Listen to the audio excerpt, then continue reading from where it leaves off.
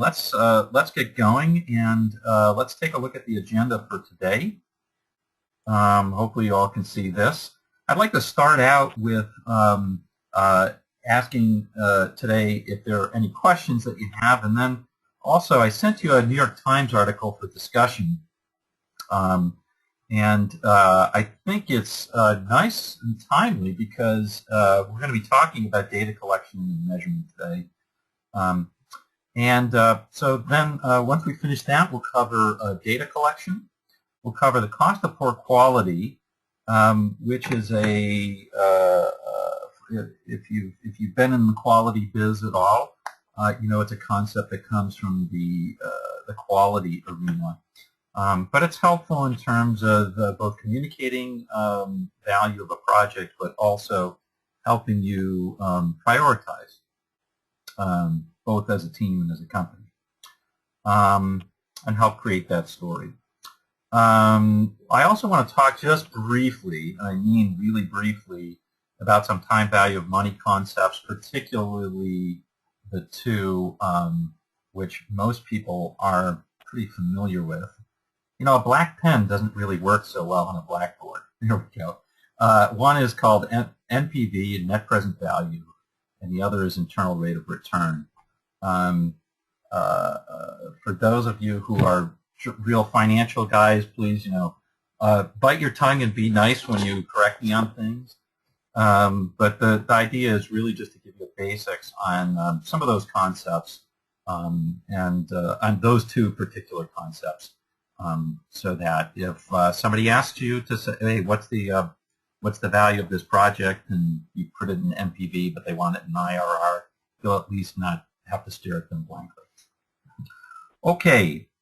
After that, I do want to talk again very briefly about some project management concepts that are specific, fairly specific to DMAIC.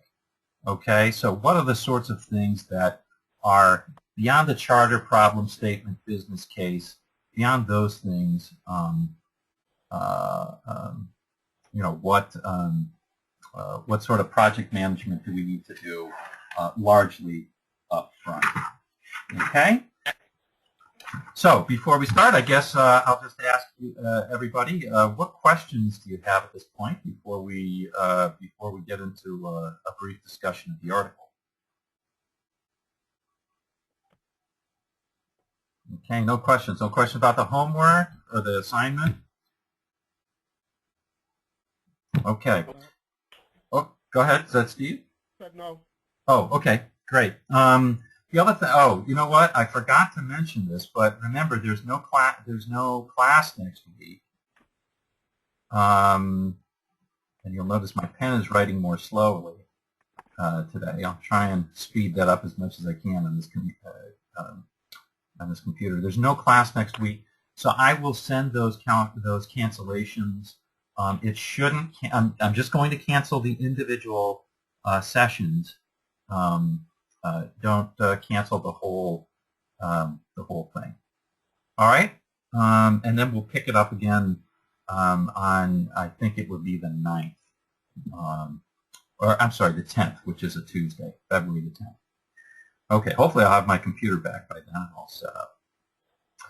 All right, well, let's move on to then the article discussion. Now, hopefully you all had a chance to read that. Let me open up just the article for just a moment here, and see if I can do that in Chrome. See, it is slow. My goodness.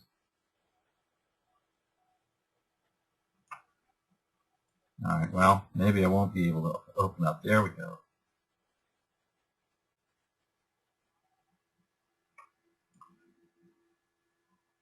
Okay, so anyway, hopefully you had a chance to read it, and it was talking about a metric that is often used, called NNT. Whoops. Let's see if I can get this right here. Or the number needed to treat in order to actually get the benefit one person. So hopefully you had a chance to read that. I'm not going to leave this up because there's some active stuff on here, and it's normally I'd be able to handle it, but my computer is not good at handling the activity on this website, so I am going to close this down. But I think that they talked about aspirin, they talked about Mediterranean diet, they talked about some steroids for asthma, and as some of those things there. But let's start out with this. So just some general thoughts on the article itself. I guess I'm just going to take that as let's see, what was the there's a statistic for that. I'll just call it for that. There's a stat for that. I had two thoughts. Sure. So first, I'm not sure why I even bother taking medicine because I'm not sure what's going to help me or not. Okay. But you know, the bigger thing is, to me, it shows you how many people are making decisions and they really don't understand the data behind it, or really how much this solution is going to help you or not. So I guess very high level. You know, what do you think that? Let's see if we can do. So I think those are both great thoughts, but very high level. What do you think was the point that the author was, or the points that? What were some of the salient points that the author was trying to bring forth? Look at the data. Look at the numbers. Look at the numbers. Okay. To help make an informed decision. It's a cost-benefit analysis. It may or may not help you, but if the cost is cheap, you know, it behooves you to do so. Okay. Yeah, because one of the solutions, like you said, is cheap, and although it may not help you, it is pretty cheap to take the risk, maybe. Or the Mediterranean diet, that's a pretty large overhaul of your life, and you still don't know if it's going to be any better. Okay. So. I think there was I also thought there was an element of a targeted solution.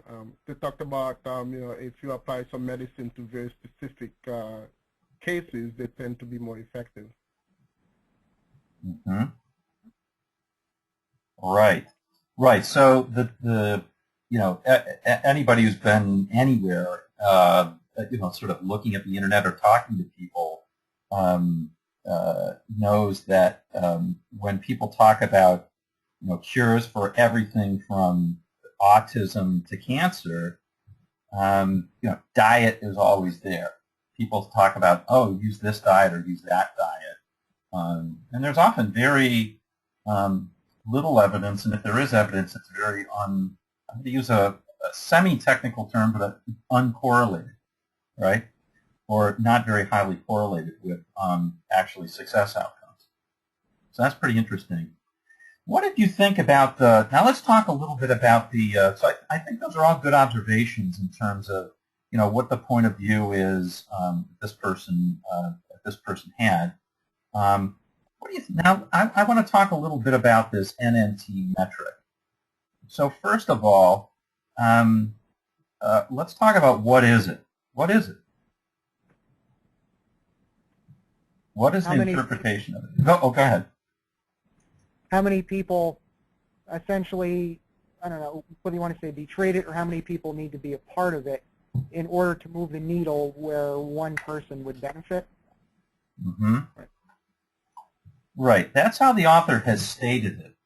And I'll have some things to say about this at the very end of this. But clearly, at least from my reading of it, it's what I would call a derived metric. Oh my gosh, this is just, I'm going to have to face the facts, and I'm not going to be able to write this stuff. So it's a derived metric, and that is that it's probably coming from some other calculation and then they're manipulating that calculation in order for us to make that interpretation, the number that it would take to get X benefit.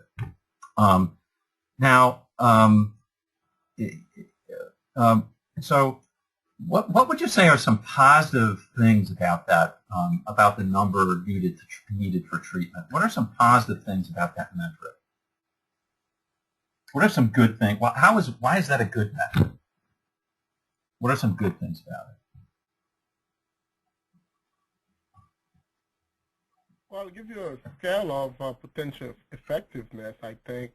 Whereas, if that number is low, you could affect a bigger population with a particular type of treatment. Mm-hmm. Right. So if it's a low number, you know that there's basically a high correlation between taking that treatment and obtaining that particular outcome. Does that make sense? Yeah. Excellent. What else is good? And I think it's kind of related to what Steve just said. What else is good?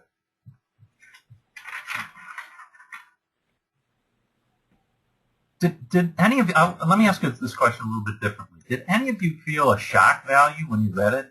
When you read the thing about the aspirin, did you think, "My God, why would I bother taking this?" Yep, I did. Yes. Yeah. I did because, and also every time you hear a commercial or anything about it, it drills into you that if you do it, you will be helped. And, you just think that it pertains to everybody.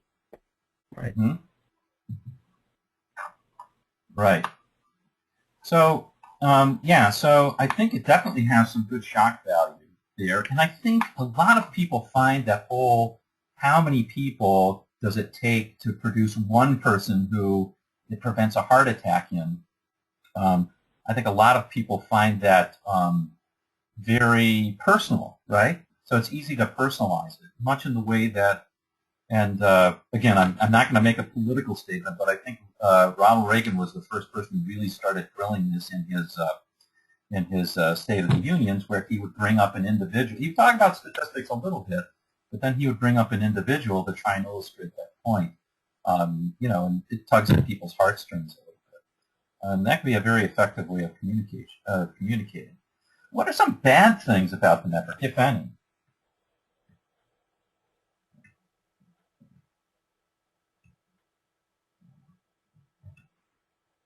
Let's think about the Mediterranean diet one. Okay.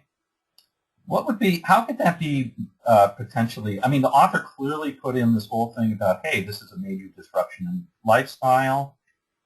And geez, if it's only going to really help one person in 30, that's an easy way to interpret this, right? And maybe I ought not do it. Does that make sense? Yeah. Well, think about this. Do you think that it's possible that using the Mediterranean diet could actually help you quite a bit, but not 100% produce a prevention of a heart attack? That's possible. Mm-hmm. Right. So it's kind of, there's some confusing things that are in here. Again, I'm not saying that the normal way of doing it is also not confusing, right?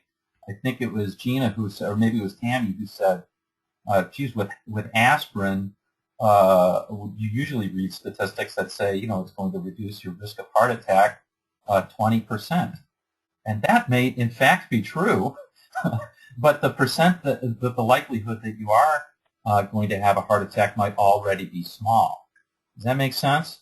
So if you're not at huge risk to have a heart attack, like let's say you are a 1 in 100 risk already, or maybe a 1 in 10, and you do the Mediterranean diet, it's really reducing on that already 1 in 10. So it's kind of tough to interpret a lot of this stuff. And I think that's one of the, I think as he was explaining some of these things, it doesn't mean that it's only going to benefit 1 out of those 2,000 people from taking it, or it's only going to benefit 1 one of those 30 people who are doing this Mediterranean diet. If you think about it, we're going to talk about something. I want to relate this. I think it's, unless we have sort of further questions and comments, hopefully you enjoyed reading the article. I enjoyed reading things like this and just thinking about them and discussing them with people as well. But hopefully you enjoyed it. And I always have, questions in the beginning. What are the conclusions that the author is trying to make? What are the points? What are the assumptions that this author is relying upon? I think those are often good questions going in. But what we're going to find is that later, how many of you have heard of something called multiple regression or regression analysis? I have, but it's been a while. Okay. Well, we're going to do this, I think, in like week 5, something like that. We're going to do this. And essentially, what it is you take a bunch of data, you take outcomes data, and you apply a formula. Remember when we had this y equals f of x formula? Okay, now don't be scared. This is the first time we're going to see this, right? But what we're going to be doing is we're going to be building a formula based that looks like this. Some constant, I'm going to call that d0, plus a constant times a variable. I'm going to call that x1. If you think about it, like here, I have, I don't know, some outcome or some measurement that I'm taking at the back end. Let's say it's, I don't know, cholesterol level. I guess I'm having trouble at the edges of this board. Cholesterol level, and I have a bunch of variables, x1, x2, x3, all the way up to xn, right? Many, many variables. And my cholesterol level could be a function of, my dad's cholesterol level when he was my age, and my sitting heart rate, my pulse, and all sorts of things, right? Okay? And those are represented by the x's. My age, my weight, my triglyceride level, all those things. There could be hundreds of variables. And when people study efficacies of drugs, they're very often building some sort of model that probably looks a little bit like this. Okay, so there's n predictors, and here's the outcome variable, right, my y. And these coefficients here are basically related to slopes of equations. And that, I can almost guarantee, is where they're coming to this NNT variable. So it's derived probably from some coefficient in the long equation. And all of these things some are more important than others, no doubt about it, but all of them can add up to give you a better outcome. So that's the thing that I think you really have to be a little bit careful of. And I don't know whether it was Michael or whether it was John who said the thing about the cost-benefit, but when we're looking at cost-benefit, now it's one thing when we're talking about our health, right? It's another thing when we're talking about business. We are going to have to think about prioritizing which treatments, right? These X's we can think of as treatments, which treatments we want to make, and that's going to be based on how big these coefficients are, because that's going to push our outcome more. These are just like weights. It's just like a big weighted average. That's all it really is. So anyway, that's probably where that's coming from. And there's, not to drive in this too much, but one last thing to think about, those numbers like NNT, those are average values over the population too. So how do your specifics change all that? That may be a big factor. It's still important to think about how it affects a population, isn't it? Okay, so we will get to regression analysis, and I spelled it wrong. It should be an A, I guess. We'll get to regression analysis later in the course. Okay, for now, I'm going to shut down my whiteboard because it's clearly taking a little bit of time on my blackboard. And let's just get into data collection. So I'd like us to turn to, in week 2, I'd like us to turn to slide 54, and we'll continue there.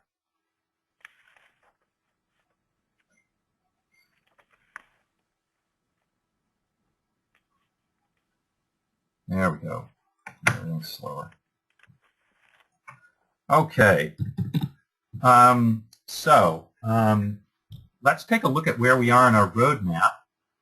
Or actually, before we do, just quickly talk about what we're going to cover in this section. We're going to, after you finish this, you're going to be able to construct what we call an effective operational definition. We'll talk about what that is exactly pretty soon. It's actually it's a big name for have a process and document what that process is. We'll talk along the way. We'll have to talk about sampling. How do we think about how we sample our data?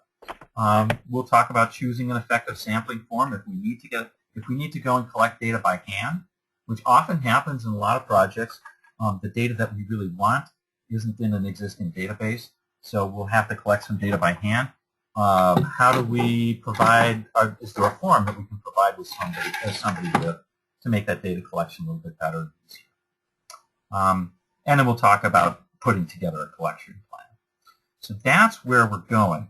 Now, before we do, let's just note where we are in the DMAIC process. There's two key places where we're going to be able to collect some data, or where it's going to make some sense to collect data. So the first place is right here in the measure phase, okay? And this is the measure phase, as we're going to find out, is all about the back end of the process, okay? It's all about the back end of the process. So sometimes you can collect data that's also relevant to what's going on at the front end of the process, but mostly we're talking about what's happening at the back end of the process. Now, we also call these Ys. These were called Ys, but there's another term that I'm going to introduce right now because it's used throughout, and that's KOV, which stands for Key Output Variable. Okay? So you'll see that sometimes in the literature. Sometimes people even put a P, Key Process Output Variable. And of course, on this side are my X's, or we can also call them Key Input Variables, KIVs. Okay? But for here, the measure phase, it's all about the outputs. Later, when we get to the analyze phase, we may want to collect more data. And generally speaking, we can go ahead and collect more then. And often we use it to verify what we think are really causes. There's lots of different places we can collect data. Don't think that one of the things, I worked with one company where I guess I would characterize it this way. They were always waiting for the mother of all data collections, and they never got it. And very often the projects were severely delayed because of that. Now, look, it's going to be very, very helpful, and we'll talk about sample size today as well. It's going to be very, very helpful if you can go out and you get 20 or 30 data points on your output. That helps you set your baseline right away. And guess what? You can move on pretty quickly through your project if you can do that and get into the process mapping and generating causes and sort of the real nitty-gritty of the fun part of discovery. But if you don't, you're waiting on that baseline, you're going to be punishing yourself constantly, because the key thing is once you do a process map, and that's this guy right here. Once you do a process map, you will find solutions. You'll find all sorts of things that you can do. And it's not going to be good if you make those solutions if you don't already have some baseline data. So that's why I emphasize do it in 2 stages if you can.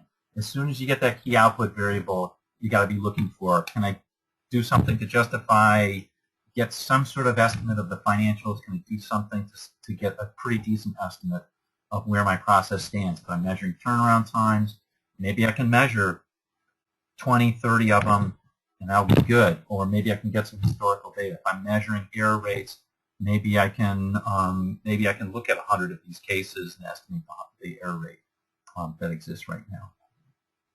If I can't get 2 years of data, maybe I can get a month of data, and that's a good place to at least start.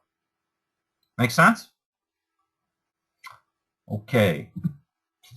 All right. Go back to my handy dandy pen and erase these. Okay, so just very briefly, why do we collect data? It costs a lot of money, and we can go ahead and just do what we already know or we already think we know right now. Well, think about this. A lot of times we collect data. I think what's happening is what's happening is my battery is running down. A lot of times when we think about collecting data, maybe think about this situation. You know, suppose you're in a supermarket checkout line, and I don't know if you're like me. I've often found myself in a line, and I'm waiting longer than I should, and I think, you know, these thoughts go through my head because this is what I do. I think, boy, I think they should hire more people, or I think they should stagger their shifts to cover heavy periods like lunch, or I think they should have special lines for quick stops. In other words, they should have special lines for me, really.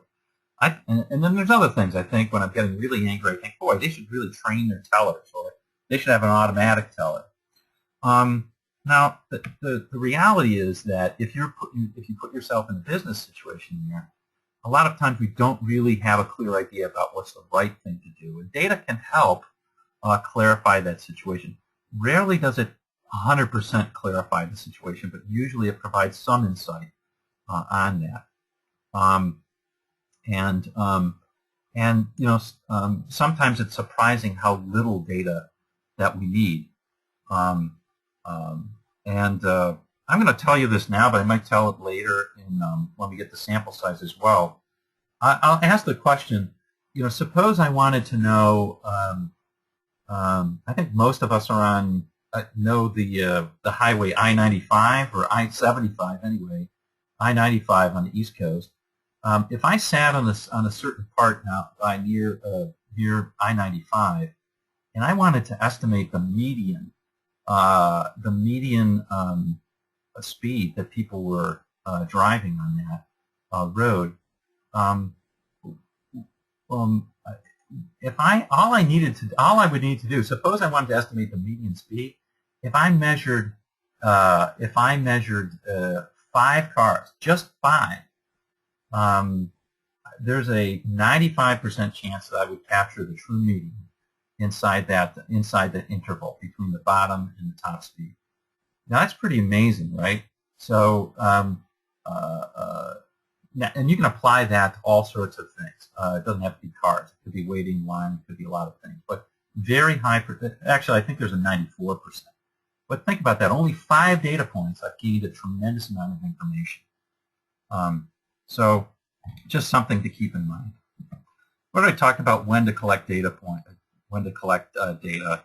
And the only thing I really want you to take away from this is, above all, do not dawdle to collect baseline data because you're waiting to see what other data you need. If you can attain it efficiently, fine. If not, go. And that's, I think, a key thing. All right. And I already said this as well, that many projects are going to require us to collect data by hand. At least in my experience, a lot of well, I guess I'd like to get sort of your experience on that one and listen to your thoughts on that. So do you guys often find what you need in your databases, or do you find that you often just find what's convenient? No. Yeah. Typically the data is either not there or they don't understand it right. Uh-huh. Yeah. Or a lot of times the definitions of the data that are in there, I think very common or very similar to what you just said. The definitions of the data that are in there are not as tight as you'd like to see, and so there's a lot of mixed stuff. You don't really know what you're going to get out. So sometimes it's helpful to collect, even if you're going to use data in the database, collect by hand a few measurements just to see that they're in check. I remember when I ran a call center, this was in 2012. I didn't run the call center. I managed somebody who did run the call center, and we were flying blind for about 3 months in that call center, and I was just pulling what little hair I have out, and we finally got this. They had just real dearth of data there, and we finally got something where we thought we might be able to use this data that somebody had. And my first order of business was to say, okay, let's collect this by hand for the next week. Let's pick 5 or 6 people, and then let's look at the database and see how that jives up with what the database is saying. And it was so far off, it was very clear that we couldn't use that data that was in the database. It just wasn't trustworthy. So that happens quite often. That's something to think about. Okay, so the first thing that, just like we have here, now I don't want to overstate this, but one way to collect data well is to have a process for doing it. So what we're excuse me. So what we're going to do is we're going to kind of walk through this process today, and this process is going to be first start by listing the purpose of what the data, why you're collecting this particular data element, and what the measurements are. Okay. The second thing is we're going to write out our operational definitions, and part and parcel of writing out the operational definitions is really kind of what the sampling plan is. So these are all sort of all the what I would call the reporter questions that are here, with one extra how. What variables are we going to collect data from? You know what? If you just take care of number 3, you're in good shape. We'll have a form for this as well. Which variables are we going to collect data on? Where are we going to collect the data? You know, which data sources? When are we going to collect it? Are we going to only collect it on Tuesdays? How we're going to sample this, and how much we're going to sample. This can be greatly overdone, but yeah, I'll give you a couple of rules of thumb, and then I'm going to show you very briefly about how you can calculate this when we cover hypothesis testing at the end of, I believe, next week. We're going to cover it. Then we can start thinking about sample size. Unfortunately, sample size is a simple concept for people to understand why it's important, but it's a kind of a difficult concept to actually make those calculations. But we will do it. And then finally, just as important as all this other stuff, who's going to collect the data? Do they need training? Do they need special forms? And then how can, once that's done, how can we ensure at different points that we're getting, high quality data? All right. So let's start out with, and before we get into that, there's a couple of different tools that can really help so far. Remember that tool that we talked about in the last section, or in the last lecture, which was the SciPoc. That SciPoc is really a super helpful tool when you're deciding what data to collect. And just the reasoning is this: when you look at that process, you can think of, it helps you think about what the inputs and the outputs are, but also it helps you define sort of, if you want to do turnaround times, how much time is between these steps, how much time does a step take, what kind of errors are produced at that step. It can really help clarify where the real action is. So and who does it, right? You can also clarify who are the people who are performing this step. So it helps you understand who we need to measure, what we need to measure, and how we need to measure it. Okay. All right, and our end goal is going to be kind of like you don't have to put it into an Excel workbook like this, but it doesn't hurt. And this is kind of what we're thinking about. You know, the metric that we're going to look at, why we're collecting it, its definition, where we're getting it from, how we're going to sample it, how many, who's going to collect it, how are we going to validate that it's right, and then if there's a form, what that form is. So let's go quickly through this. Let's talk about operational definitions right now. So an operational definition, just simple, is it's a definition. First of all, it's just like a definition, but it's something that makes it so that you can actually, it not only tells what the measurement is, but it says who's going to measure it and how is it going to be measured. Okay, so it's it adds a little bit of clarity on what that definition is and what the data is that you're going to get out of it. So let's take a look at an example, and then maybe I'll ask you. I'm not going to say that this is a good one, but we'll come back to these features of good ones after I do these examples. So here's an example. Suppose you were looking in Salesforce. No, I'm sorry. Suppose you were delivering a product to a customer.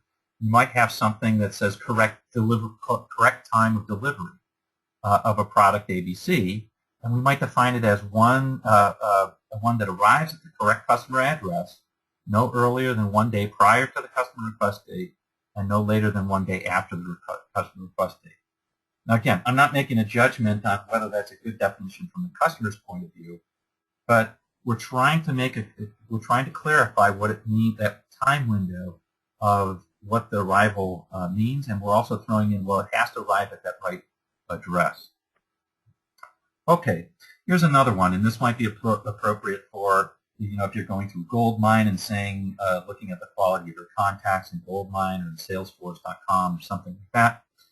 A defect-free customer contact has all of the following items: an active, listed, and correct customer phone number, an active, listed, and correct customer email address, an active, listed, and correct street address. Okay? So under this definition, let's just test ourselves. What would you do if you had my mother, if you had my mother in the customer contact? My mother doesn't have an email address. Would that be a defect-free customer contact, or would it be defective?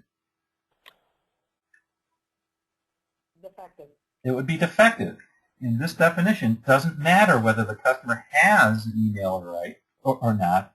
It has to have the correct email address. Okay, and it has to have an active one. Okay. All right. Okay. Now let's go back to this, and here are some features of some good operational definitions. Now you can get really carried away with this, but they need to be very often, just like with Steve made the comment on the definition with respect to of the NNT, and how effective it was if it's very targeted or whatever. If you can make it very specific, if you can make your operational definition very specific, that's often helpful. Okay. Second thing is it has to be measurable. All right. One of the things that we had, I do this in the class, and I often pass out, this was original back in the day. It's not, now everybody does it. But I used to pass out M&Ms, and I would say, okay, I would shake up the bag a little bit to crack some of them, and I would pass it out, and I would say, okay, I want you to write an operational definition of a defect-free M&M. And people could be very specific. Some people said it has to have a chocolate center. And that's pretty interesting. If you have an intact shell, how are you going to tell? You have to destroy it in order to tell whether it had that chocolate center, right? So you can do it, but those are things that you need to think about. Sometimes you can have a great definition, but it's actually not measurable. It has to be reliable, which means essentially, there's more to it than this, but if I give it to Gina, she measures the same thing that that Dan measures. Okay, so if I give that M&M to Gina, and she measures it, and then I give the M&M to Dan, they both come up with the same answer. That's something that tells me that that's reliable. Okay, and then finally, it has to be useful. So you can make something 100% clear, but if it's not usefle, like say suppose that it comes out to be like if we define old age as anybody who's over 250 years old, it's pretty clear whether somebody is old or not. But it's not a very useful definition. Okay, so I think the key thing to all these things is when you have an operational definition and you're not sure about that measurement, test it out. Give it to 2 or 3 people and see if they come out with the same answer. And you'd be shocked at how often people do come up with different answers. Or maybe you won't be shocked. So if in doubt about the reliability, test. All right. So what would be some key things to get in? So let's just talk about a couple of specific examples to just kind of quiz ourselves. And I'll see if I can write it up on here. I'm not too keen on making this work, but if it does, great. So let's take let's suppose we were Famous Amos and we were making chocolate chip cookies or something like that, and we wanted to avoid a defective cookie.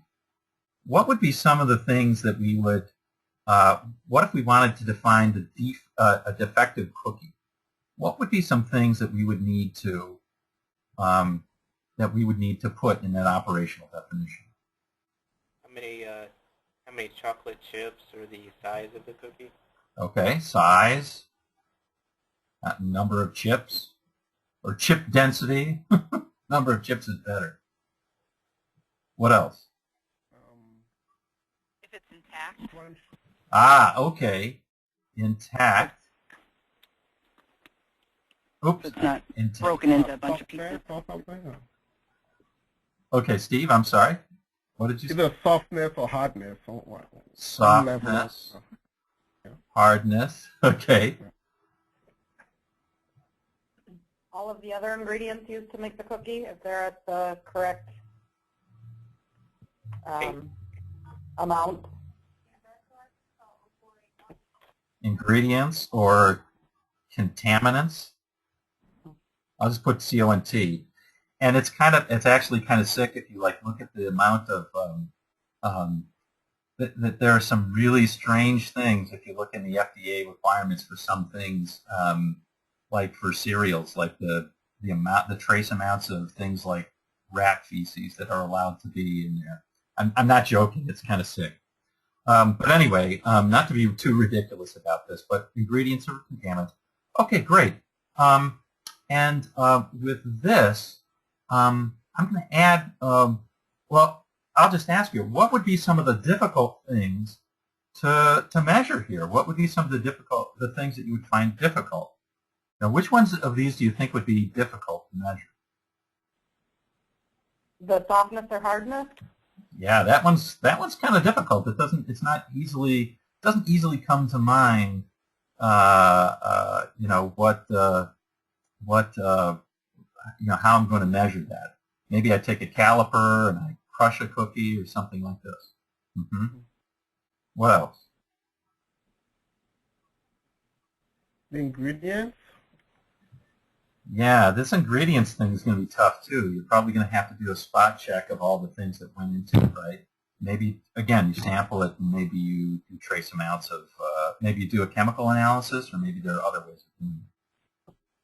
I think like size and intact you can do quickly, but even number of chips is possible, but slow to test. Right. So for this, you're probably going to have to sample, right? This is not something where you're going to be measuring every cookie. You're going to have to sample. Okay. Now, there's other things that I think we didn't list, like is it burnt or not? And that might be a really difficult thing to do as well. Oh, and one other thing I wanted to point out is, and the intact thing kind of gets at it. Don't we also have to define what's a cookie?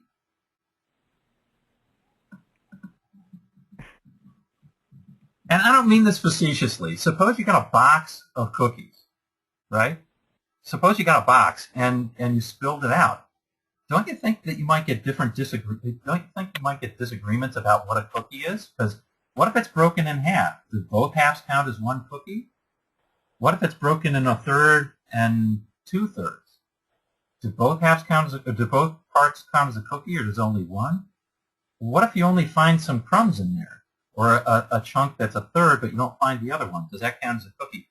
So those things are difficult to measure, and those things come up all the time. So defining what the unit is often very important. Okay, what do we mean by a cookie?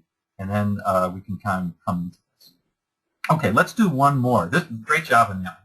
How about on-time departure? What are some things that you're going to have to, what would be a good, or what would be some things that you want to put in the operational definition? On-time departure for, let's say, for an airline. I think it's safe to pick on the airline. What's that? When does the clock start? When does the clock start? When does start?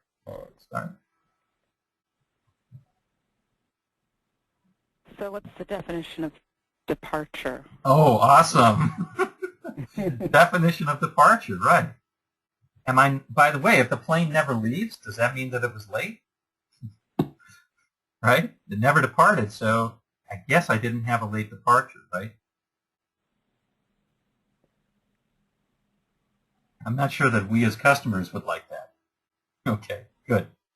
So we'd have to have when to start, when to stop. Okay. I think that's good. I think that's good. Okay, so you can see that there's lots of different things that you want to think about putting in there. Okay, questions about this? Any additional questions? The operational definition, Mark, is that for each output that we want to measure?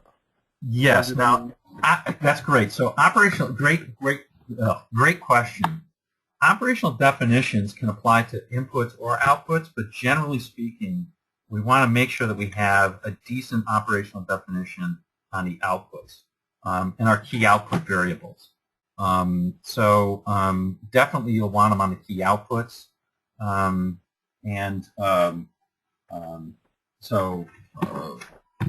guess I'll just stop there. I think that's pretty easily understood. We talk about on-time deliveries. What would be some things to think about? Let's see. Suppose you had a process where you were at a hospital and your emergency room capacity was too low, and you wanted to measure throughput. What would you need to think about in terms of the operational definition there?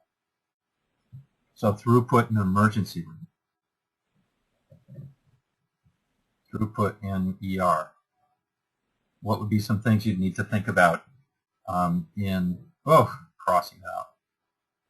What would be some things you need to think about in the operational definition there?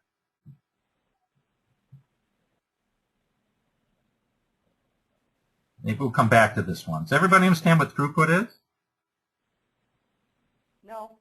Okay, so throughput is kind of how often or how fast do you put people through that process. It's kind of the average number of things measured over time.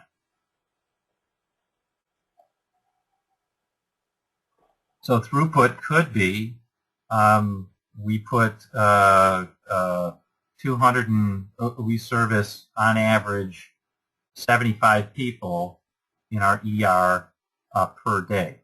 That could be a definition of throughput. You need to think about sort of what time period, right? Are you going to do per hour, per day? You need to think about who's included in that average, who's not included. What happens if, what happens if they come up to the desk in ER but then they don't finish? What happens if they don't complete the process? What happens if they die? Are they counted in throughput? Okay, makes sense? Okay, let's talk about another project. Let's talk about defects. So suppose you were measuring defects in billing accuracy at your company, right? So you send out these bills to customers, and you want to know what percentage of the bills are accurate. What are some things that you would need to think about in that definition? Any thoughts?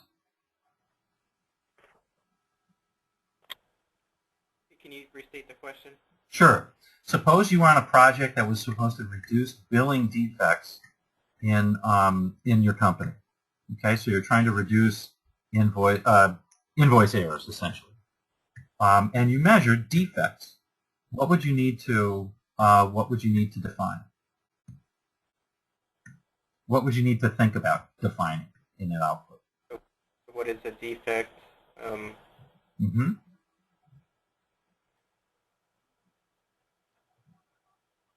Right. Well, one thing that a lot of people do is defects versus defectives. So if I have an invoice and has multiple defects, can I get more than one defect per invoice, right? Or if anything's wrong, is the whole thing wrong? Those sorts of things are things to think about. But if you have defects, very often you need to think about what those defects are. Also, what constitutes an invoice, right? Again, that's a common thread that keeps up. We need to, is it all invoices or is it just first-time invoices? What about renewal notices, things like that? Okay, let's see if we can try one more. I'll see if I can find a better one here. How about, okay, maybe this is a difficult one to measure. Let me get one that's not so bad. Okay, suppose I'm measuring something, suppose I'm working in an industrial plant and I have too much raw inventory. Yeah, I have too much inventory. I think that's just a question of how would I measure it. I might want to save that till later. Okay, this is a good one. So suppose I have too much unplanned maintenance in the process. Okay, so I have a process. This could be anything. This could be a production line.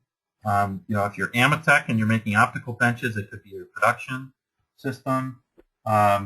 This could be systems failure. If you're Solstice, or if you're PNC, it could be downtime of your systems.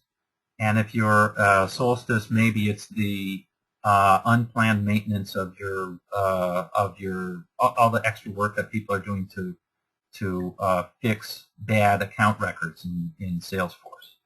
Okay, so if your key output, whatever your process is, right? If your key output was the amount of unplanned maintenance,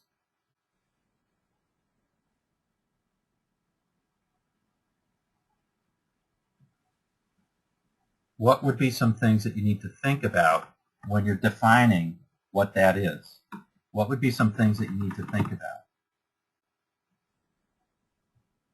What is considered planned maintenance? You got it. You got it. What's considered planned?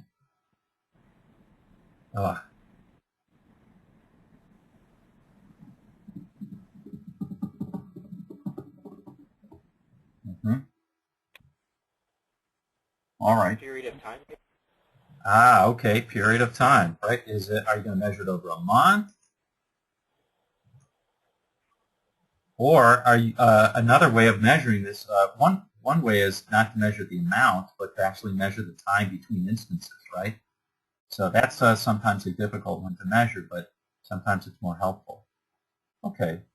So again, I think sometimes this can be very difficult, right? Because I don't know who came. I don't know. I'm not sure who said this one, but I wanted to make one more point here, and that is in this case, in this particular case, it's far easier to say what's not defective, what's not a defect, and sometimes it's far easier to say what is a defect. So just like when we had the scope discussion, that same thing can happen here. When we have the scope discussion, remember, sometimes it's easy to say, oh yeah, this is out of scope, and sometimes it's easier to say what's in scope. Just keep an open mind with that when you're doing defect definitions, that sometimes it's easier to define a defect than it is to define, and sometimes it's easier to define a non-defect. Okay?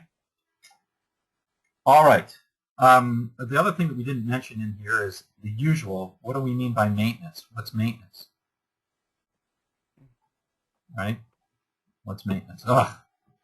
I'm sounding like a broken record here at this point because I'm saying the same thing, the same sorts of things every time. But that's that's kind of important, right? If it's always the same questions, there's a power with that. Okay, back to our regularly scheduled program. Key thing on operational definitions is if you have any doubt on your definition, go ahead and test it. And that's often very helpful.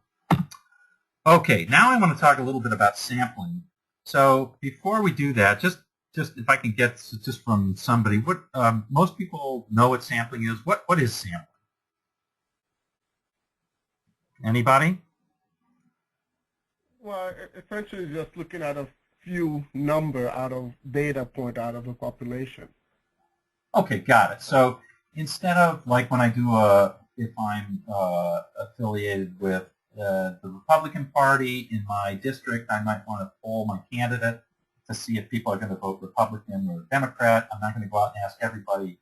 I might only go out and ask 50 people over the district, or 100 people, or 2,000, or whatever the right number is, instead of everybody. Okay. Now, why would I do that? Why would I sample? Time is one thing. Time. Yep, you got it. Why else? It's not possible in most cases to sample 100% of the population. Yeah, in most cases, it's difficult or maybe even, as you said, impossible, because there could be all sorts of things that are going on. One is there could be so many. The other is people may be, or the units may be actively hiding from you. The other is, like, let's suppose you wanted to know how many light bulbs were in the state of Florida. Even if in theory you could do it, might between when you started the process and when you ended the process, don't you think that light bulbs would have been created, light bulbs would have been burnt out and thrown out? Yeah. So that can happen. And in many cases, when we're talking about process, we really just want to establish a pattern because daily we're getting more and more data coming in anyway. So even in theory, we can't get everything. So sampling often makes an awful lot of sense from that point of view.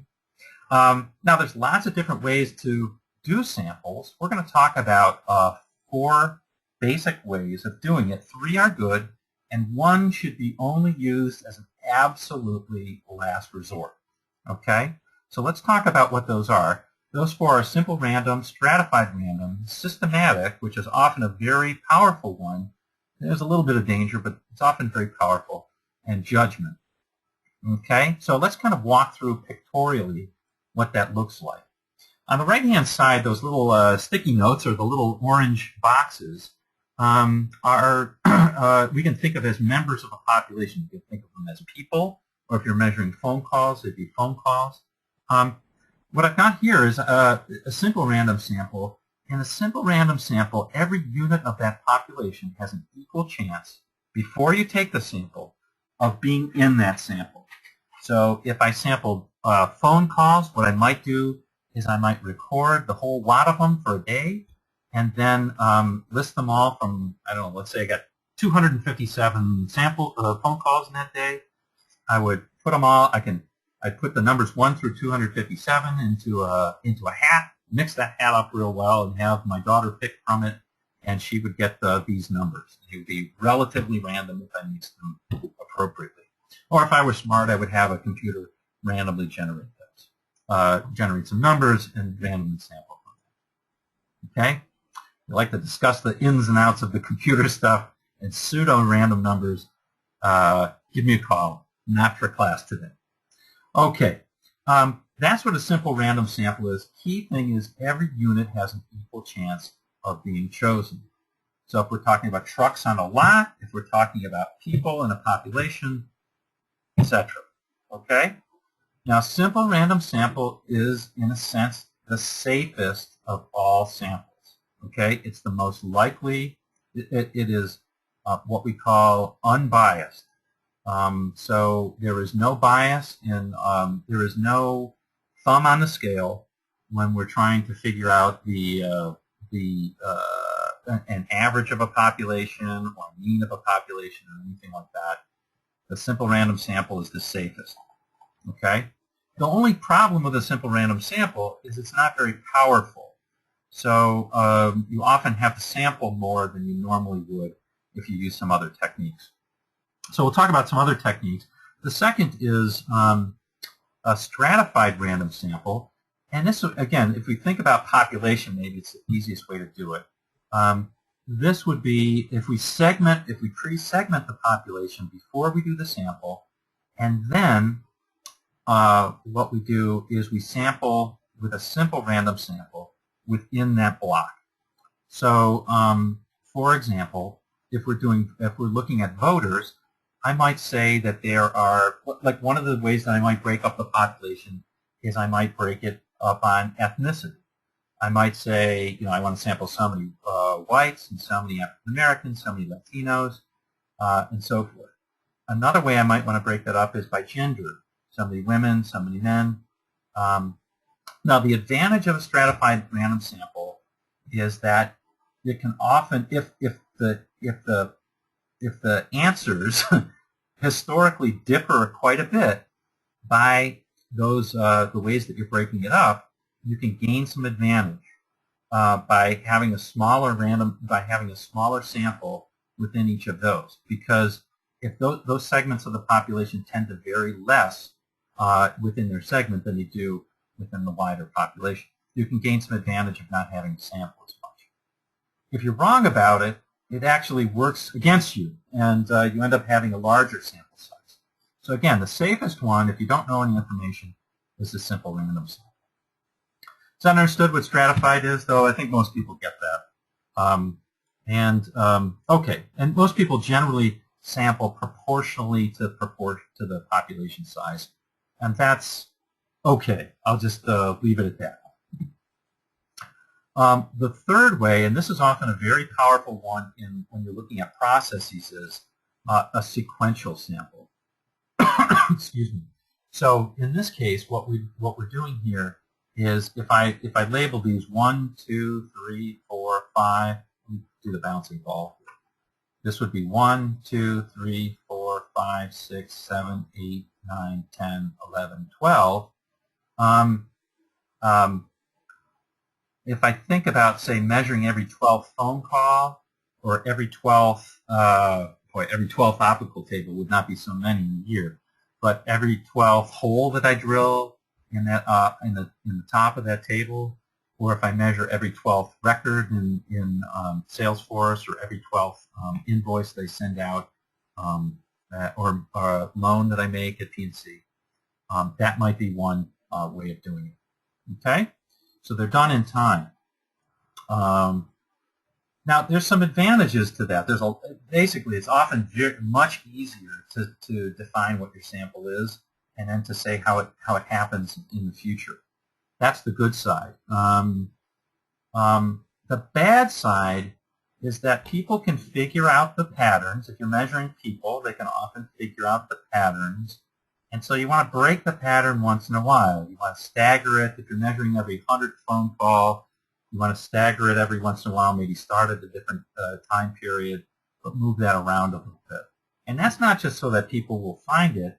It's also because when you have a pattern where, let's say you're sampling every 6th phone call, and you happen to have, let's say, I'm just making this up, you happen to have 12 people in your call center, might you develop some sort of pattern where you're sampling the same people over and over again, preferentially? That could happen. So you want to break that up every once in a while. But other than that, it is a fantastic way of gathering data.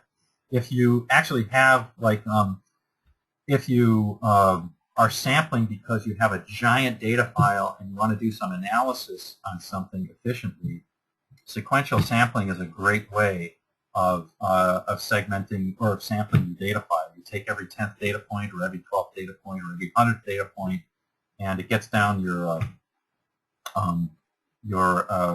sample size right away, and you can do some good analysis there. Okay, does that make sense to everybody? This one is sometimes a little foreign to folks, but once you kind of think about, oh, I'm measuring every 100th one that's coming off the production line, it usually makes some sense. The last one, and I want to make sure that I am not recommending this in any way, shape, or form. This is the most dangerous, and this is what's called a judgment sample. And here you pick which you think are the right samples. The ones that are the samples that you definitely want to include because they're the most representative of the sample. And suffice it to say, the problem is that it's so easy to inject your own personal biases, whether you know about them or not. It's really impossible to not inject your personal biases. So do try and avoid that at all costs.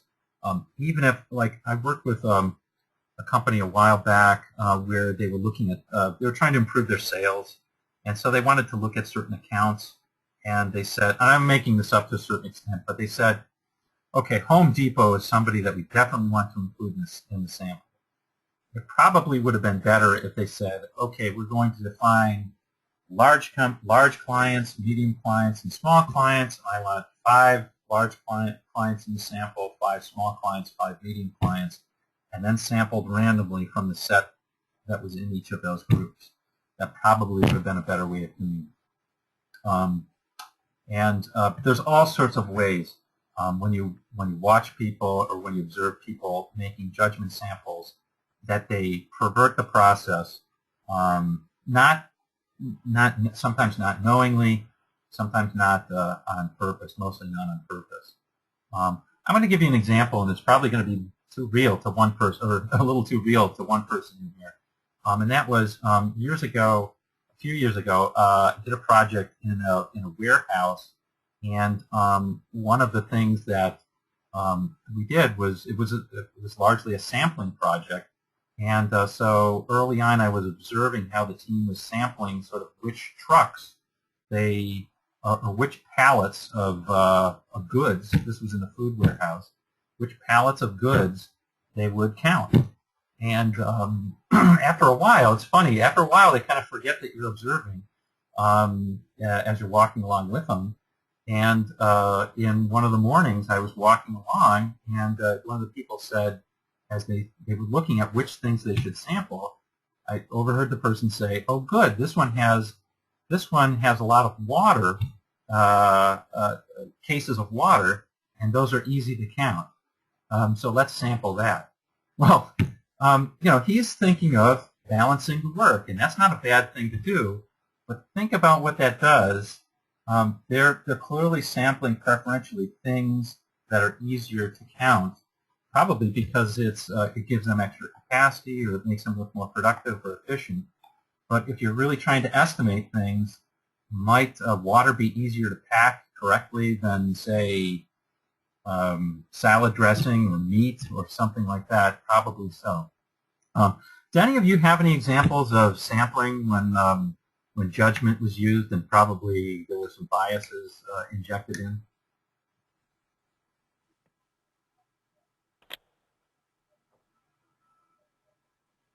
I can't think of any large failures, but it does seem like I see the judgment just picked more often. Yeah. It happens a lot. Let's look at the high potential invoices for problems. Yeah, these right here. And then it gives you a different answer on what your defect rate is, right? So it's just something to keep in mind. Okay. So that's judgment. So sample size. Now I do want to talk a little bit about sample size, but I'm going to give you a very simple rule. If you're measuring something, and I've introduced a term in here, continuous data. Continuous data are things like performance measures. Like if I'm measuring cycle time, I can measure like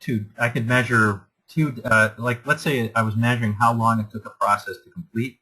It might be 2 days, it might be 2.5 days, it might be 2.367 days. Does that make sense? It could be any of those things. It's just dependent on the stopwatch that I use. That tells me like how precise it is, right? So that's continuous. It can be any value. If I have continuous data, I want at least 20 points of data. Okay, shoot for 20. A lot of statisticians will say shoot for 30. But you know what? 12, I almost say, 12 is another one of those magic numbers because sometimes people have monthly data and they can collect it. The answer is 20 is great. 30 is a little bit better. But you know what? I'll take even 10. Give me 12 and I'll be happy with that. But shoot for 20. Okay? If you have defect counts, try to sample such that you get as much as that you get 5 defects in each category that you're looking for. Okay? For defects. So if you're looking at burnt cookies, try and sample enough so that you have 5 burnt cookies in your sample. That's not always easy to do. So first guess at a lot of these things is to say go out and get 50. 50 is usually a decent number to start seeing some of these things. I know that's not very scientific, but it happens a lot. The defect counts of 5 actually comes from there's some statistical background in that. So if you can sample enough to get 5 defects, that's good. All right. Okay, and just the rule of thumb here is that the more precise you need your estimate to be, the more data that you need to collect. So the more you need to know about it, the more data that you need to collect. So just keep that in mind as well. When we're talking about the cost benefit of measuring something, the benefit usually of early data points is huge. So if you're not measuring something like the risk of a project failing, you're not measuring that. The value of measuring the first 5 or 6 data points is huge. The value of the 1 millionth data point versus the 999,000 data points, there's not a lot of difference between those two. So just keep that in mind as well. All right. Now, it says to get a more precise answer to sample size, consult a statistical expert. We're going to be able to do this pretty strongly next week. I'm just going to show you very quickly how this is done in Excel statistics. There's another tool online that's going to help us as well, but I think this would be fine for this. We're going to learn how to use this on Monday, not next Tuesday, but when we pick up the next Tuesday that we meet on the 10th. Let's suppose we're looking at turnaround times. In this case, it's a continuous variable. And I'm going to look at, I think it's tests. There we go. There it is. Power and sample size. And one of the things that we'll do is we'll have to make some estimates of what the data looked like in the past. The second thing that we'll need to do is we'll need to estimate we'll need to specify the confidence interval that we want, and we'll need to specify the margin of error that we want. So I'm just going to make some of this stuff up. But let's suppose that we had a turnaround time and it varied between, let's say, 5 and 10 days. And so I'll put in a standard deviation of, of 1 on that one, which is a little more than 1/6 of it. And let's say I wanted to know the margin of error I wanted to know to 1/4 of a day with 95% confidence. This would show me that if I sampled, this would say I would need about 61 samples to have my margin of error down to about 1/4 of a day. Okay, and there it is right there. You can see on this curve. Like I said, we'll show you how to do all of this next week, but this gives you an idea of how quickly the advantage of having some data early on is. You see how much power we're getting from those early measurements. After a while, it starts to tail off. If I wanted to know it to half of that, it turns out I'd need to multiply my sample size by about 4. So if I wanted my margin of error to be half that size, say 0.125, turns out about half, I think so, I'm claiming that this is going to be about 240 data points, and it is. Look at that. I need about 240 data points to get half of that. So, whereas if I want a half day, I probably only need about 15. And I do. Look at that. So you'll get a. We'll help you develop a feel for some of this stuff through a through maybe an assignment as well. We'll give you a couple of calculations, but for now,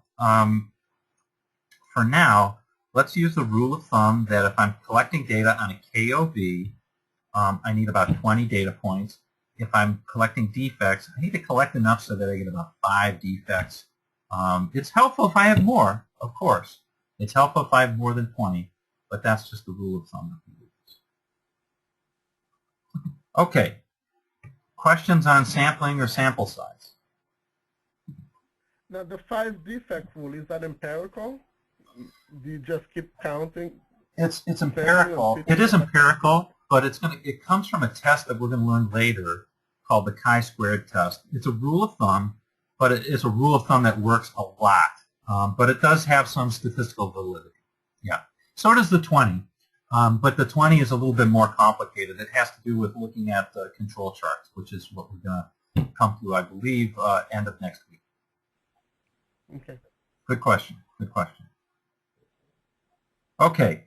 I want to walk through a couple of different data forms, and then we'll do hopefully we'll do a quick in-class exercise and do that. So here are a couple of forms that you can use. If you don't have, if you want people to collect data, some simple things that you can look at. A couple of things I think are going to be helpful. The first is a defect check sheet.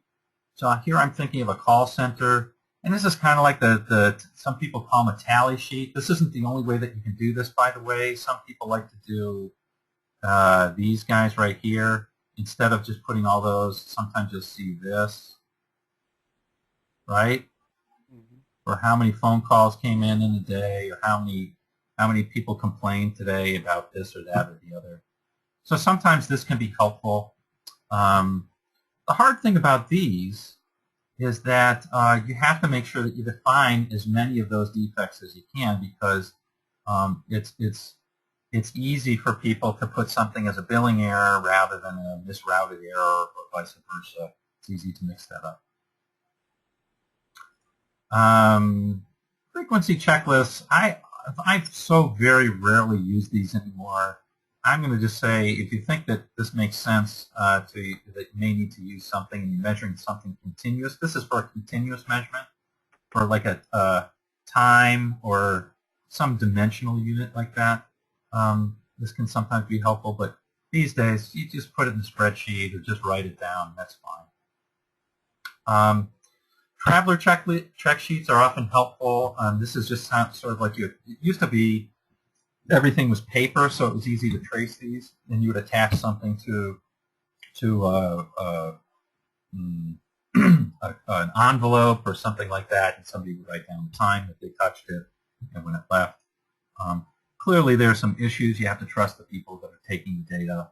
But it can help you understand sort of, how long does it take to do a step, or how long does it take to delay it. Sometimes when the steps are delayed. In this case, it looks like there's a big delay between it looks like no, between the time it receives at A and leaves A, there's a big time, and then there's a big delay between when it leaves B and is received at C. So there's a lot of processing time here, and there's a lot of delay right here. And then here's one of my favorite ones. This is called a measles check sheet. And this is a really easy to do one when you have people in an operational group. You give them the artifact that you're checking the defects on, and you give them a sticker or red pen, and every time there's an error, you have them mark where that error was with a dot. We used to do this all the time when I worked at Corning. And it was very effective. You could see right away where problems were happening. The example that I often give is I'm going to try my best to draw this quickly. And I think I'm probably going to put this this guy away. But if you can imagine, oh boy, this is probably going to be a terrible drawing. You can imagine a shoe. Okay, that's not so bad, maybe. Okay, so that's supposed to be a shoe, right? Okay. And if this is the completed shoe, and at the end of the day, if you had a bunch of red dots, here, you give somebody a shoe and you say, put a red dot wherever you find a scuff mark or a problem with it. And if you see problems right here and there, you know that, oh, people are making errors at the heel and people are making errors at the toe. And it's pretty simple, right? It's not, you don't need, it doesn't take rocket surgery to figure this one out. I love those sorts of things. Okay. And then finally, the last form is that sometimes is something called a workflow or spaghetti chart. And this is often helpful when we have physical workflow or when you're wanting to show where people's eyes travel on a marketing sheet or something like this. And this can show the traffic. This shows essentially where people are moving. So this particular person, it looks like he had to avoid this plant a few times, and looks like he had to come over to, maybe there's a printer over here. People like to come and sit in this comfy chair. Oh, this guy's watering this plant over here quite a bit. The idea here is to show things that you could maybe do to help workflow, which is really what it is. We're going to talk about this when we cover Lean much more extensively. And that's basically the recap of this is when we go through all these things, we describe what we're collecting, we write out any operational definitions, and then we can talk about our collection plan. What are we going to measure, where, when, and how much? And we talk about how we're sampling, if we need forms and training, and then we go out and collect the data. Have a checkpoint. You should observe the data collection if at all possible. That's often helpful. And if possible, have some sort of checkpoint for validation. Could be halfway through the process or a third of the way through the process, just to make sure that people are following the definitions that you want them to follow. It's shocking what will happen. I've had engineers who messed up on a measurement and decided to throw something out and not include it. And so I never had a data point. And it's my fault because I didn't give them the instruction to not do that. So let's take a moment to, on slide 76, I'd like you to take a moment and look at these and write down which forms might be appropriate if you are measuring these following things. Call types at a call center, where boxes are typically dented, maybe if you're working in a warehouse or something like that. How wide the incoming boxes are, that's a tough one because we skipped over it.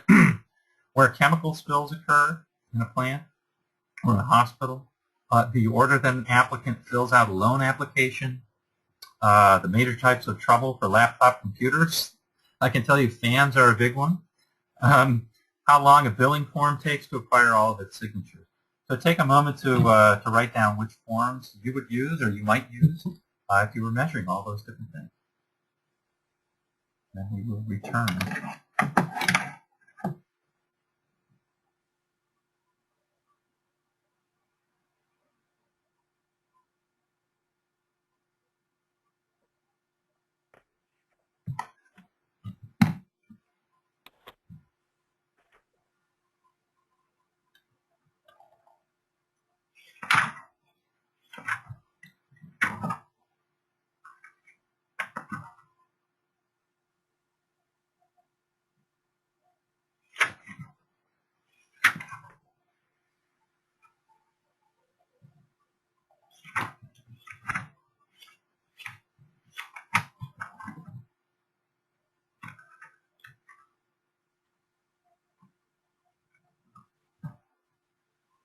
Okay, let's go through them together.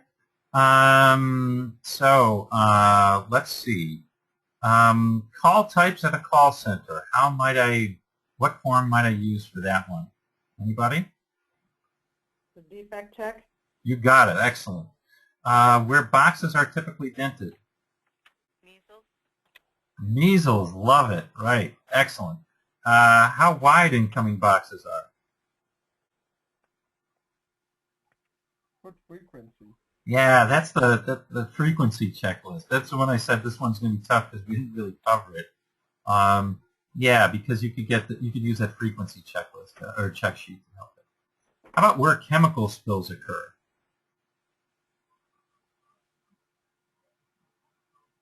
I thought maybe, yeah, measles or spaghetti.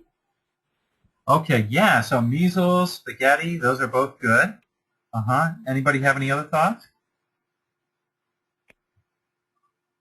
Okay. How about the order that an applicant fills out a loan application?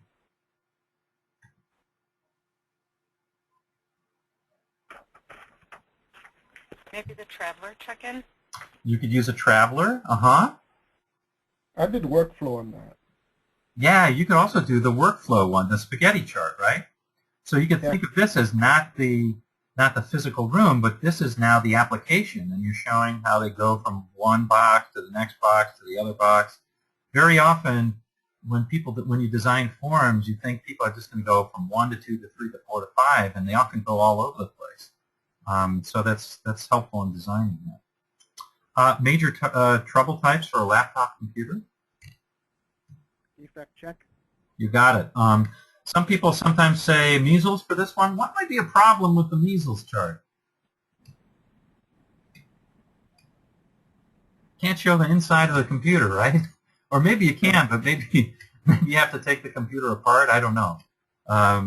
Anyway, it might be useful, but certainly defect checklist would help. And how long a billing form takes to acquire all of its signatures.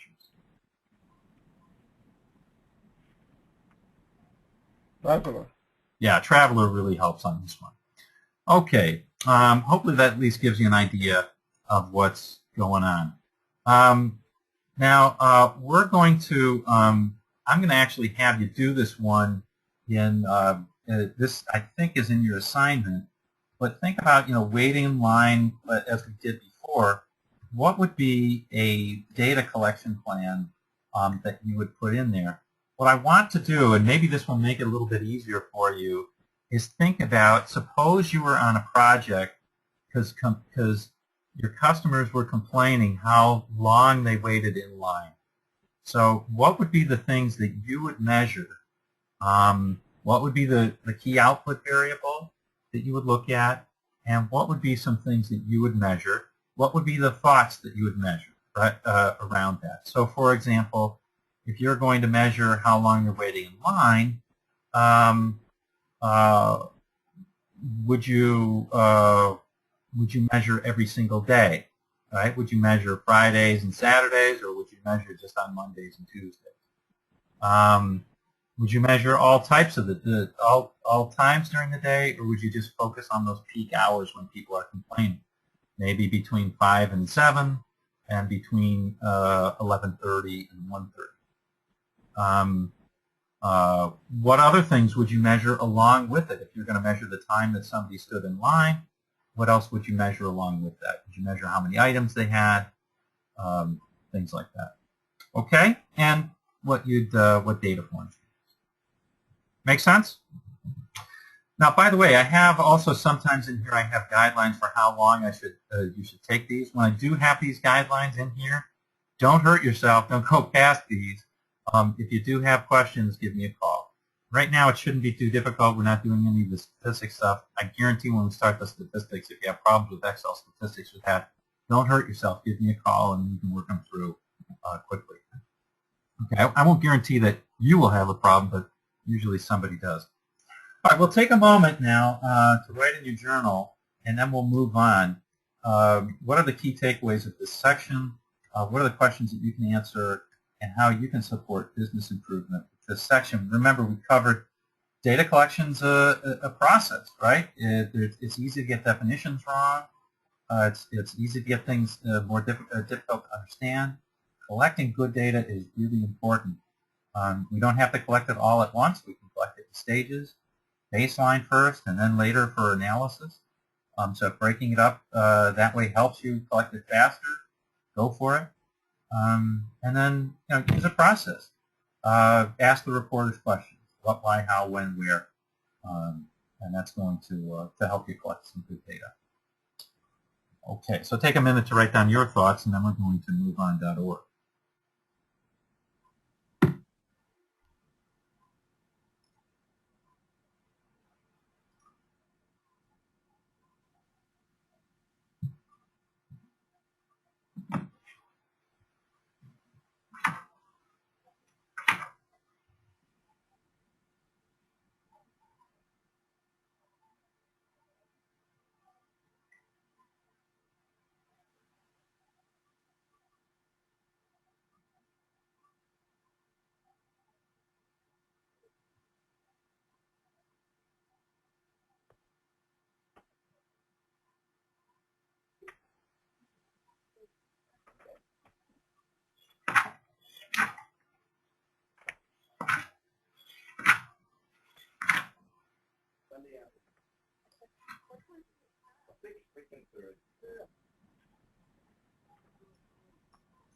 Okay. All right. I want to spend just a very brief time talking about cost of poor quality and some of the financial stuff. I will post a video on this so that you'll have the whole thing. But on these are the slides basically between, there's a few slides between 79 and 93 that I want to cover here. Cost of poor quality is a tool, okay? It's because many folks can't think of, you know, when we think of what they often think of the cost of quality as, oh, we have to, in order to get something quality, we have to use high quality parts or hire the best people or something like that. And they think about the cost of obtaining quality, but there are lots of costs that contribute to our not being able to do our job effectively. Years ago, when GE started this, their Six Sigma program, they estimated in the early years that they were spending between something like 40 and 45% of their labor was simply built to fix errors. So in other words, to deal with their quality issues, that was about 45% of their labor. And I think that was mostly in just the operations facilities. So that's a pretty high number. What are we going to try and do? What are our objectives in this? Well, we want to. The main thing I want to put into this is, A, what is the cost of poor quality? And when you go ahead and you make your business case and you're putting together things, don't hit them with it at the very end and say, see, here's how much value the project was worth or delivered. You want to involve finance early on to make sure they're okay with your financial calculations. Usually, they're going, if you hit them early on, they'll give you lots of guidelines for saying, no, that's not how we do it. This is what we want to include. You also want to include the sponsor in this when you're talking about this. All right. We're really talking about making the business case and key outputs and scope. That's kind of where I'm thinking about where you use this tool. What is this tool? All right. Well, simply, let's go forward to slide 83. Yeah, let's go forward to slide 83. It is it's a tool for organizing how you approach the value of a project, and we talk about costs in 4 areas. Okay, those 4 areas are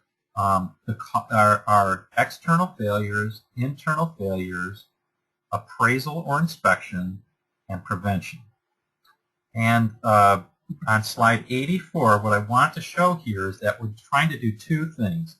If this total pie, forget about the numbers that are on it for just a moment. I'll explain what those are in just a moment. But just think about the total pie being all of our cost of poor quality. We want to do 2 things.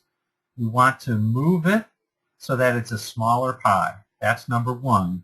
And the second thing we want to do is we want to shift our errors from external to mostly prevention, right? So we want to shift our errors from this situation to mostly prevention errors, because prevention costs us a lot less than things. Now, these numbers are put in here not to be exact mathematics or anything, but just to give you an idea, for an external failure, if we put $1 of prevention, it costs us about $10 of inspection to do that prevention to get the same benefit as the $1 that we put in from prevention. It costs about $100 to fix the problem internally, and if, God forbid, it gets outside, to deal with customer problems, it typically costs about $1,000. And again, it's not exact mathematics or anything like this, but it costs a lot more to deal with external errors than to prevent them in the first place. So that's the idea with this. What are the things that go into all these things? So let's take a look at what some of these are. So let's take the right-hand side first. I guess we're going to read it as if we're reading Hebrew. So we'll take the right-hand side first. This is the cost of getting it wrong. External failures and internal failures are failures, right? The cost of getting something wrong. What do we have to do? So what's included in an external failure? Things like repair and servicing products in the field. If I have to send somebody out to fix, to turn on my my heat, or repair a furnace, or repair an optical table, or I have to send a salesperson out to a customer because we messed up in the appointment stuff, that's high cost. Okay, that's an external failure. Warranty, anytime I have any customer returns or warranty issues, like I just sent back my my computer to Lenovo, they're going to eat that cost. That's big time. Complaints, a lot of loss of goodwill as well. So there's lots of things in there. Some are hard, some are soft, in terms of difficult to calculate exact values of it. But there's lots of things that are in those external failures. I'm going to give you an example after we finish all this. Here are some internal failures. Internal failures are usually pretty easy to, well, not easy, but they're easier to quantify. So internal failures could be scrap or could be downgrading of materials. Downgrading is sort of like, oh, you know, when you go to the supermarket and you see the no-brand products, sometimes those are downgraded products, right, that the original manufacturers didn't deem were good enough, so they let somebody else sell them. They can sell them at a lower price. That's downgrading. If I have to rework something, right, if I get the invoice wrong and I have to correct it, didn't get to the customer, that's great, but I have to eat the cost of correcting it. If I have to inspect something again because the inspector didn't do their job, that's an internal failure. If I create waste, right, if I waste time or I waste materials, that's an internal failure. Any time that I take to analyze those failures, that's internal failure. And then if I have to spend time, you know, making up for late payments or expediting things, that's a failure. Okay, so those are the things that are internal failures. Another thing that sometimes people don't think of too much is inspection. So inspection is a failure cost, and that's really what people call the cost of checking to make sure it's right. So in other words, if we knew that we were making everything correctly, we wouldn't really even have to inspect it in the first place. But these are things like any sort of verification, quality audits, the QA department labor is included in here. Any inspection equipment. If we have to rate our vendors, that would be in there. And then finally, prevention. These would be things like any sort of product or service requirements. If you did quality planning, if you did training, the training you're in here is hopefully prevention of errors in the end. So that's what that is. So that would go into prevention cost. Generally speaking, when you're on a project, you usually work to reduce, if it's a good project, if it's a project that's worthwhile doing, there's usually a lot of internal failures or there's some very visible external failures or both. Those are the things that you really want to work on first. When I first learned this, just a word of warning, you heard me say that inspection, you kind of heard me imply that inspection is bad. I want to make sure that you get this. When I learned this, I got it drilled into me over and over and over. Inspection is bad. You can't inspect in quality. There's no such thing as inspecting quality. That is so much hooey, I don't even want to begin to tell you. It's not a great long-term solution to employ an army of inspectors. In fact, it's a terrible one. You don't want to do that long-term. But if you're bleeding, you want to stop the bleeding. So if you have problems with sending customers bad stuff, by all means, put an inspector on it and stop it. That may be a very effective solution for the short term. So, far be it from me to say you should never inspect. Sometimes inspection is the right thing to do, and particularly if you're having heavy bleeding from making external errors. If you have a lot of customer returns, put somebody on it. Have somebody handle those customer returns. Okay, I think we got that. I'm just going to give you an example of cost of poor quality. Now, when you're doing it for your project, actually, one of the things I like to do is just start with one of the failure categories. External failures, if you can, that's great, or rework. And just kind of go through for the items that you have and, build an algorithm. What's the cost of one incident, and then how many times does it happen in a year? You guys know how to do this. And I'm just showing this in here. Like, I did some work for a gas company once, and one of the things that they had was furnace repair. So this was an external failure on their port. It was a warranty claim. It cost them money, and the customer was upset. Cost them goodwill too. And you can see how I broke this up. Here are the different tasks that are needed. You need to take a call. You need to dispatch a technician, repair it. There's some admin. There's some management time. And here's how much time it typically takes. This is the hourly rate for these folks. That's the cost of the task. There's the cost of materials. And that's the cost of a non-conformance. We have 1,500 of these a year. That's $216,000. Okay, you guys know how to do that, so I am going to move on. But what I did want to show you was that I wanted to show you an example of when I built a quality department. Sometimes it's helpful to do both top-down and bottom-up estimates. And this was a company that processed asbestos claims as best as they could.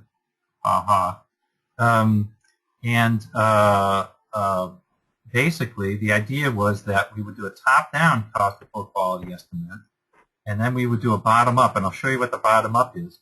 But here is exactly the top-down. We're saying for external failures, essentially, what's the probability of a failure? What's the average loss? And how many customers do you have? So that's what external failures are costing us. How much are internal failures costing us? How much wasted work? How many people? What's the hourly loaded cost? That's how much internally we're getting. It's operations, IT, and other. And you can see we're asking multiple people, so we're getting a real top-down estimate that's broad across people. Here's our assumptions: 28 people or hours per year. Here's some stuff about the percent as revenue and all this kind of stuff. Inspection cost, you can see it's the number of people in QC. And then some prevention costs. They're listing some things. This is DMAIC projects. They also had what they called PDCA projects and Just Do It projects. But while we're in this, we're in the DMAIC region. And you can see the things that are adding up all that, and we get a top-down quality of cost for quality estimated at $2 million of their annual expense. So that kind of gives them an idea of where they stand, and they can get different estimates. However, it's also helpful for a bottom-up, and I think that you'll recognize some of these things. Now we're talking about very specific things. External failures, there's performance guarantees or warranties, there's returns, there's complaint handling. Here there's specific things that are happening at their company. Okay? And we do all of these things, and the idea is that over time, you can see they don't measure many of these things. They do measure complaint handling.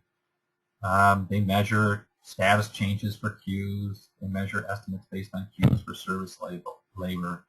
But they don't estimate a lot of this stuff. So if they wanted to do this going into the future, they need to do it a little more seriously. So that's why I gave them a top-down estimate to start out with, just so that they could get their bearings. Often helpful. Okay. Hopefully that was helpful to see a real-life example of that. All right. So I don't think I include this in the homework anymore, but or in the assignment anymore. But it's kind of a helpful thing to do this. And on slides 90 and 91, I often do this when I'm teaching for an entire day, and I'll let everybody in class do this. And what happens is, the idea is, I give you a scenario where we made a bunch of improvements in the project. And I'm asking sort of after the fact, what's the value of the project? And if you do this and don't look ahead, it might be a helpful exercise for you to do it, but it's up to you. I think it's I don't think I've included this in the assignment. But the moral of the story is almost everybody gets a different answer. So the moral of the story is involve finance, right? Get it done early on and share it with people so you can all get on the same page. Because as any manager here knows, that when you show some benefits, it's going to hit somebody's budget somewhere, and that could mean all sorts of things, right? It could mean FTEs, or it could mean material costs that they don't get to spend next year, or things like that. So, or credit that they get. So it's important to socialize this sort of thing. Okay? All right, so that's basically it for cost of poor quality. Like I said, I'll put up a little more full video of this probably tomorrow. I don't know. I have to be straight with you guys. I don't know how much longer it's going to take to upload all the videos now that I'm using an older computer. I know it's going to take a little bit longer. So hopefully it won't cost too much there. Anyway, why don't you just take a couple of minutes, in your view, to write down what are the key takeaways of the section, what are the questions that you can answer as a result, and how you can support business improvement with what you covered in this section. Take a minute to do this, and then let's discuss and wrap up. Clearly, I didn't finish what I wanted to finish. I would have liked to have another 15 minutes, but that's me. So take a minute to write that in, and then there's a couple of things I want to talk about because I don't want to leave you in the lurch with the assignment.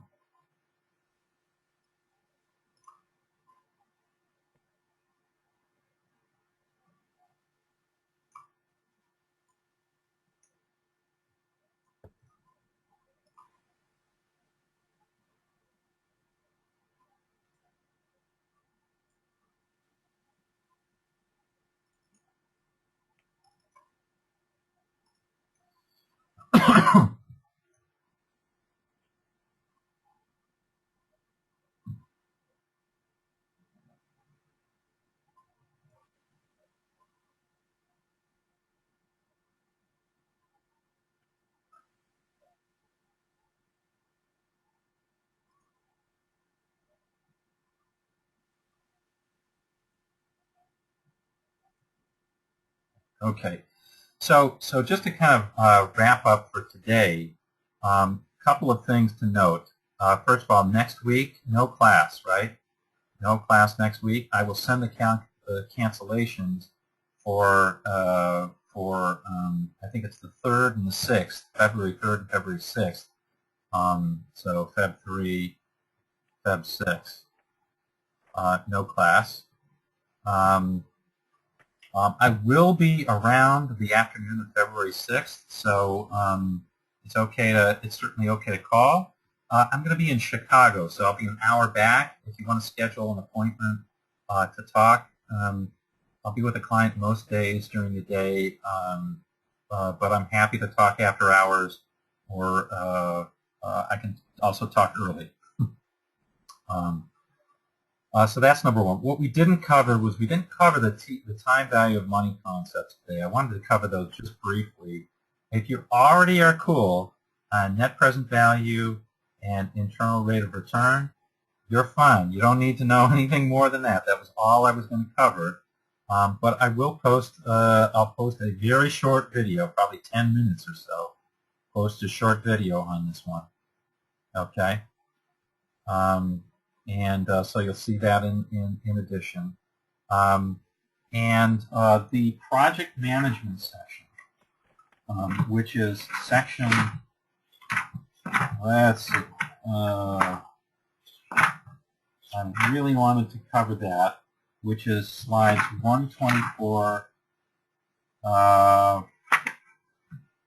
through, actually through to the end, 148. Slides 124, number 124 to 148. I will also post a video. Now this will probably be not a heck of a lot more than just reading through it. This also includes toll gates. So this is project management plus toll gates. And I want to have some discussion on this the next Monday that we get together, which I believe will be the 10th. Okay? All right, so that's part of your assignment anyway, is to read through this, but I want to just emphasize that so we have some discussion. So, because I know at least one person asked about toll gates before, but there's also things like communication plan and other sort of things that we want to take care of in the define phase. All right, the last thing I wanted to mention was you've got your assignment, right? Assignment number 1 is due on the 6th. So due next Friday. Hopefully all of you have scheduled your meetings. If you haven't yet, go ahead and try and do that. It's tough to get on a lot of people's calendars. Last resort, give me a call. But I want you to be talking to each other about these things. So that's due on 2/6 on that. And along with that, I did want to also show, because a number of folks have been confused about this in the past, on some of these embedded documents, this one right here. Okay, so I wanted to make sure I covered this one. Exercise 12, this is really a net present value one. I'm not going to do the exercise. Well, when you click it and you open it, people are sometimes confused. Oh, please, is this going to take forever now? Maybe I'll get out of that. That'll help. There we go. Okay. When you click on it and open it, this is the NPV worksheet. There's nothing in it. It's blank. That's right. It's blank. So you can put in whatever calculations you have. I think this is asking about the cost of a project. So there's a black belt. There's a black belt, not black belt. There's team members, and so forth. And at the end of it, if you hit the save button and close it down, the next time you go into it, and after you send it to me, those changes will be in that file when you open it up. And so, see that? So it's in there. You've saved it, and it actually gets embedded in that file. So that's actually pretty helpful. You'll have that later to look at if you want to, and I'll have it to be able to easily sort of take a look and see what you've done and make my comments. So don't hesitate to ask if you have any questions about the assignment. I want to emphasize that again, okay? All right, so hopefully this isn't taxing you guys too much, and hopefully you're going to avoid most of the storm that I'm seeing, which I'm dreading getting out and shoveling today. I think we're getting the storm that we missed on Tuesday. I don't know how you guys are in the northeast, but it's terrible here. And I will, I'll stay on the line for a bit, but I want to wish all of you a great weekend and a fantastic and productive week. And we'll see you again on the 10th. We'll pick up. Okay, thank you all for your time today. Thanks, Mark. Thank you. Thank you, Mark. Thank you.